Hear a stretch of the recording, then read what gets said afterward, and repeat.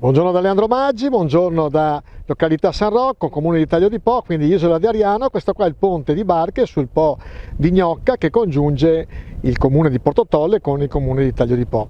E vedete che è chiuso, nel senso che, anzi più che chiuso, è aperto perché dovevano defluire tutti i detriti della piana del Po e sembra comunque che la situazione è sotto controllo.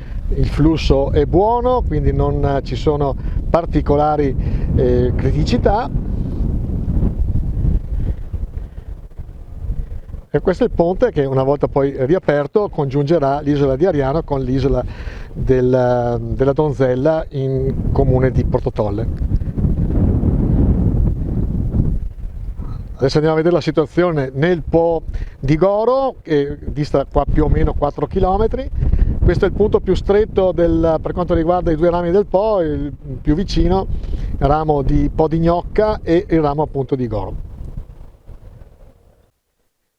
Qui siamo nell'altro ponte di barche, siamo sul Po di Goro. Qua siamo in località Gorino Veneto, quindi sempre l'isola di Ariano. Dall'altra parte c'è Gorino Ferrarese, quindi l'Emilia. Adesso proviamo ad oltrepassare queste piccole bande colorate. Qui siamo sulla pedana appunto del ponte di barche. Che dire, intanto ringraziamo gli operatori che ci hanno permesso di fare queste riprese. Vedete che il flusso del Po verso il mare è tranquillo, non ci sono grossi detriti, i ponti sono stati chiusi appunto per questo, perché tanti erano i detriti che si stavano accumulando sui ponti di barche, sia sul Po di Goro che sul Po della Gnocca, e quindi giustamente hanno deciso di aprire i ponti per agevolare il flusso.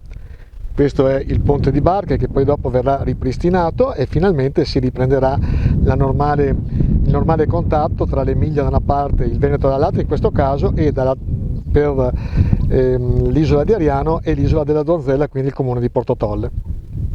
Tutto sotto controllo, noi pensiamo che fra pochi giorni, se non poche ore, si riprenderà la normale circolazione anche su questi ponti. Ricordiamo che tanti sono gli operatori, le persone che lavorano non solo per turismo ma anche per il contatto che c'è dal punto di vista ittico.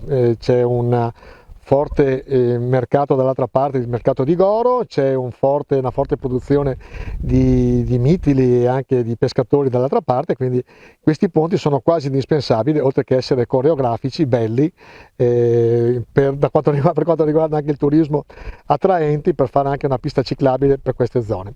Che dire, tutto sembra sotto controllo. Da Leandro Maggi, come sempre è un piacere stare con voi.